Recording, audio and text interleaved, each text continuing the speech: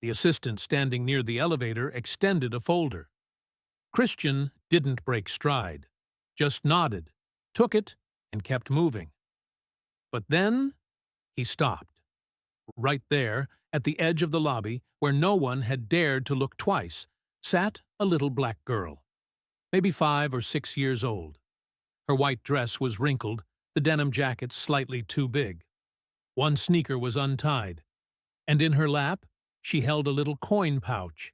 She didn't cry, didn't look scared. She just looked up at him and asked softly, "Can I buy a dad?" The entire lobby froze. Christian blinked. He had negotiated multi-billion-dollar contracts, faced down hostile investors, walked through courtroom battles without flinching. But this one sentence, tore something wide open. He looked around. No one moved. People acted like they hadn't heard it, like they were hoping he hadn't either. But he had, and it didn't let go. Not of his chest, not of his mind. "Excuse me?" he said, barely above a whisper. She held up her pouch. "I have coins. My mom said I should ask nicely." And just like that, Christian Blake, the man known for not breaking, forgot where he was going. Because something about her eyes felt familiar. Too familiar. Christian had built his life around silence, the kind of silence that echoed in corner offices, stretched across boardrooms, and filled the back seat of blacked-out SUVs. He didn't do chaos. He didn't do surprises. Everything about his world was calculated, clean, and cold. His estate outside the city was a fortress of order. Gray stone, imported art, temperature-controlled everything. The kind of place that had rules for where shoes went, how coffee was served, and how feelings were locked behind polished doors. That's how he liked it. No noise, no questions, no messy attachments. He had grown up around noise, real noise, sirens, shouting, slammed doors, and disappointment. So when he left it behind, he swore he'd never go back. Not to that neighborhood, not to that past, not even in memory. In business circles, they called him the cleanest closer. He never raised his voice, never smiled in meetings, never let anyone know what he cared about, because he didn't care. Or at least, that's what everyone believed. He'd walk into a conference room and the air would change. Assistants would scramble. Rivals would flinch. He liked that. Control. That's what power was. Control was safety. And Christian Blake was always in control. But now, he was standing in the middle of his own lobby, face to face with a little girl holding coins like they were treasure, and asking to buy a dad. She didn't stutter, didn't flinch, just stared up at him like she already knew he was the answer. And Christian? He couldn't move, because something about the shape of her eyes, the way her mouth curved when she said please, it felt like something he'd lost long ago but never dared to remember. His assistant whispered, "Should I call someone?" But Christian didn't answer. He was no longer thinking in schedules and mergers. He was thinking in heartbeats. Christian didn't remember telling his driver where to go. He barely remembered opening the back door of the car. All he remembered was that tiny hand still wrapped around his finger. She hadn't let go, not once. In the back seat, she sat beside him, swinging her legs just above the floor. Her little pouch of coins rested in her lap, like it was the most important thing she owned. Every few seconds, she'd glance at it, then at him, like she was trying to measure the exchange rate between love and spare change. "What's your name?" he asked quietly. "Lena," she said, her voice calm, steady. He nodded slowly. "And where are we going, Lena?" She pulled a piece of paper from her jacket pocket. It was crumpled, but the handwriting was clean. An address. Christian passed it to the driver, who paused for a moment, then nodded without a word. The drive began. They passed glass buildings, well-dressed people, polished streets. But with every mile, the view changed. The buildings aged, the sidewalks cracked, the colors faded. Christian's chest tightened with every block. He hadn't been in this part of the city since he was 16, since the day he swore he'd never come back. The place where ambition was born out of hunger, and dreams got buried under bills and broken homes. Lena didn't say much. She just kept her hand close to his and her eyes on the window. But every time they hit a pothole or stopped at a red light, she'd squeeze his finger gently, as if to say, "Don't leave." When they reached the address, the driver parked in front of a narrow two-story building with peeling paint and rusted stairs.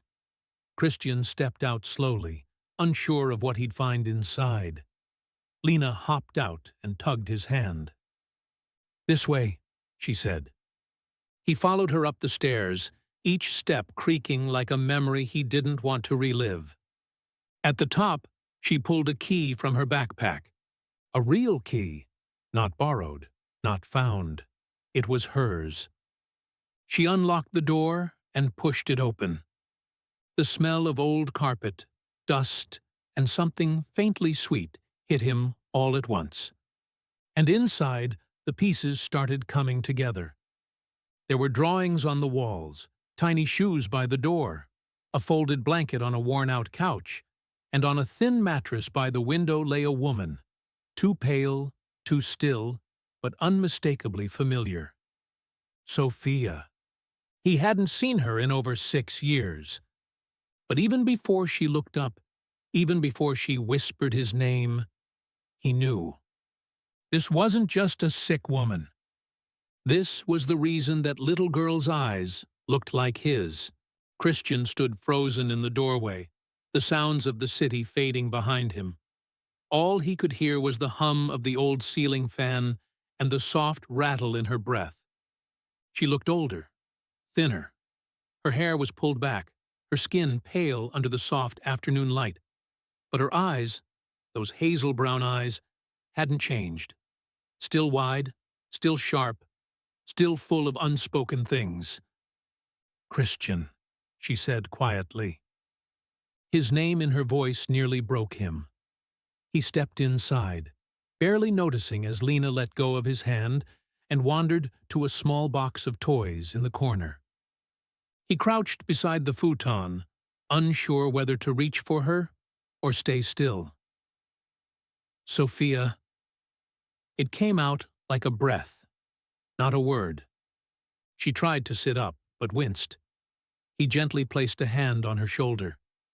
"Don't," he whispered. "Just don't move." Sophia looked at him for a long time. "I didn't think I'd ever see you again." "Why didn't you tell me?" he asked. His voice cracked, the control slipping away like dust in sunlight. She turned her face away. "I didn't know how. You left. You changed numbers. I couldn't reach you. And then time passed. Too much time. And I—" She stopped. He waited. "When I found out I was pregnant," she said slowly, "I didn't want to ruin your life. You were in London. You were becoming everything you said you would. I didn't think you'd want this." Christian looked toward Lena, who was now humming softly as she lined up her toy animals. "She's mine," he said quietly. Sophia nodded. "I named her Lena because—" It sounded strong. He stood and took a step back, pacing the small room. "You raised her alone?" She didn't answer. She didn't need to. He turned back to her, eyes heavy. "How long have you been sick?" Sophia hesitated. "A little over a year. Started with dizziness, fatigue, then the scans. It's It's a tumor. Christian's fists clenched. Why didn't you ask for help? She looked at him, and for the first time, her voice was sharp. Because I didn't think you'd care. That cut deeper than anything else. He knelt again, facing her. I never stopped thinking about you. Tears filled her eyes, but she didn't let them fall. Even if you had, we were too far apart. No, he said, reaching for her hand. Not anymore. She looked down at his hand, touching hers, gently, carefully, like she might break. She doesn't know everything, she whispered, just that her dad wasn't around. She knows more than you think, Christian said. She came looking for me. Sophia closed her eyes for a moment, letting the words land, the weight of them. He looked around the small apartment, at the frayed curtains, the second-hand furniture, the medicine bottles lined up neatly near the window. You're coming with me, he said. Both of you. I can't just leave, she replied. I have bills, treatment appointments. I'll handle it, Christian cut in. All of it. Sophia looked at him, her voice trembling. Why are you doing this now?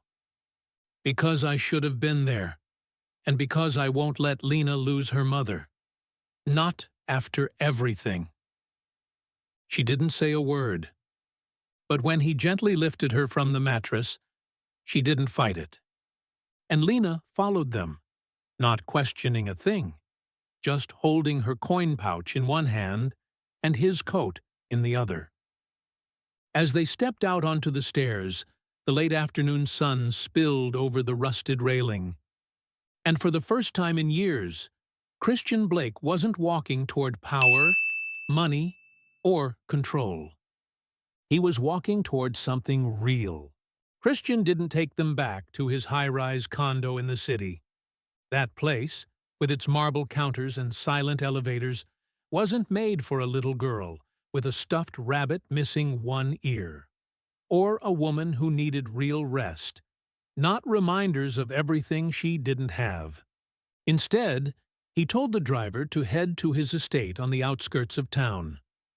It was a place he rarely used, meant for weekends that never came, tucked behind quiet hills and tall trees. But now, it was the only place that made sense. As they drove, Sophia leaned against the car door, her head resting on a folded coat, her eyes closed.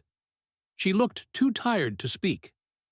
Lena sat beside her, drawing circles on the fogged window with her finger, still holding her pouch of coins. Christian sat in silence, staring ahead. Not at the road, but at everything behind him. Regret hit him harder with every mile. All the years he'd been chasing titles and towers, while his daughter was growing up in a neighborhood he once escaped from. When they arrived, the gates opened slowly, like the house itself had forgotten how to welcome people. Inside, Christian didn't wait for staff or formality. He helped Sophia into the guest suite himself. Fresh sheets, open windows, a fireplace that hadn't been used in years. She sank into the bed, like her body had been waiting for this moment. He pulled a blanket over her and whispered, "Rest." Then he turned to Lena. She looked up at him with quiet eyes. "Can we stay?" He nodded. "As long as you need." That night, doctors came. Quiet, skilled, respectful. They ran tests, checked vitals, spoke gently. No clipboards shoved in her face, no cold hospital forms. Christian made sure of that. He handled every call. He paid every bill. He didn't want Sophia to fight bureaucracy anymore.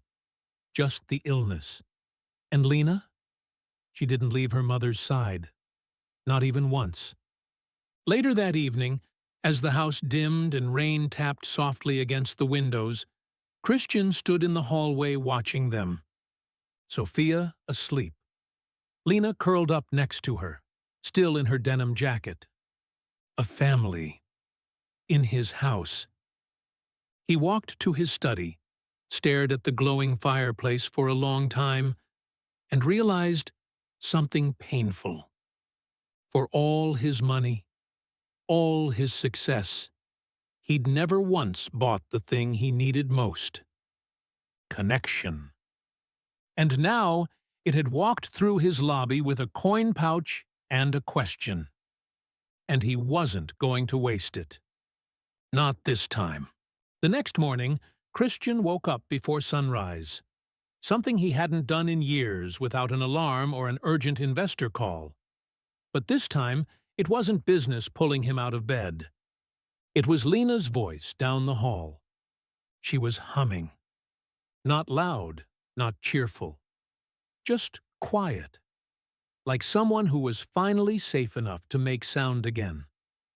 Christian walked into the kitchen and froze.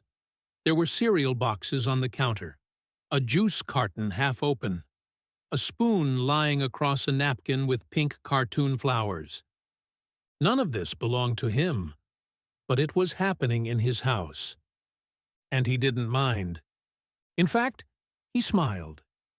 He tried to make breakfast, eggs, toast, something simple. He burned the eggs, dropped the spatula, set off the smoke alarm. Lena burst out laughing so hard she nearly fell off the stool. Sophia, weak but smiling, sat at the table wrapped in a blanket. She laughed until she coughed, then waved him off gently. "You're lucky you're rich," she teased. He laughed. "Yeah? Why's that?" "Because if you weren't, you'd starve." Lena slid a drawing across the table. A crayon sketch of 3 stick figures holding hands under a giant yellow sun.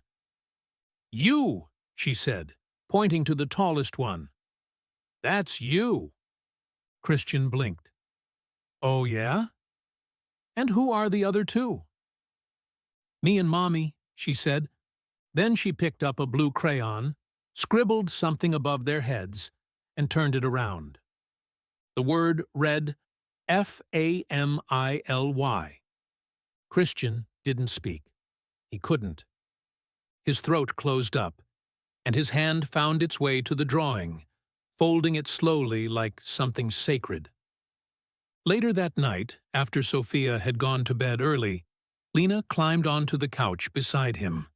Her bunny clutched in one hand, a glass of milk in the other. She rested her head on his shoulder. "Are you gonna leave?" He turned to her. "Never." "You promise?" "I swear." She was quiet for a moment, then said it, just loud enough for him to hear. "Okay, Dad." He didn't react right away, not with words. He just reached over, gently pulled the blanket over her knees, and whispered back, "I'll be right here in the morning." And for the first time in his life, Christian Blake didn't feel like a billionaire. He felt like someone's father. And that meant more than anything he'd ever built. Months passed quietly, like soft footsteps in a house learning to live again. Sophia's strength grew slowly but surely. She walked short distances in the garden, her fingers tracing the petals of flowers she hadn't noticed before. The color returned to her cheeks, and her laughter came more often, lighter, freer, like she was finding pieces of herself again. Christian rearranged his life to fit this new family. Meetings were shorter, phone calls fewer. He learned to leave work behind without guilt. His assistant, Grace, stopped asking if he was okay and started sending parenting articles and reminders about Lena's school events. One afternoon, Sophia sat at the sunroom window, a journal open on her lap. She wrote carefully, her pen gliding across the pages as Lena colored beside her. Christian watched from the doorway, amazed by the quiet resilience that had replaced the struggle. He knew the battles weren't over. There would be hard days ahead, scans to face, fears to conquer. But there was hope now. Real hope. One evening, after Lena had fallen asleep, Christian found Sophia in the kitchen sipping tea. She looked up and smiled softly. "Do you remember when Lena said you came down from the clouds?" He nodded. "That's what this feels like," she said. "Like a miracle." Christian reached out, taking her hand in his. "Not a miracle," he said. "Just love showing up when it mattered most." Months later, Christian stood in a small backyard filled with fairy lights. Friends and family gathered quietly, sharing smiles and stories. Sophia wore a simple dress that made her look strong and beautiful. Christian, in a tailored gray suit, looked at her like he'd finally found what he was missing. They exchanged vows, not scripted, but spoken from imperfect hearts that had found forgiveness and hope. Lena threw flower petals with glee, her laughter echoing into the night. As Christian lifted her into his arms for their first dance, he realized this story wasn't about riches or success. It was about family, about second chances, and about the kind of love that stays, no matter what. This was his new empire, one built not from cold glass and steel, but from trust, forgiveness, and the unbreakable bonds of home.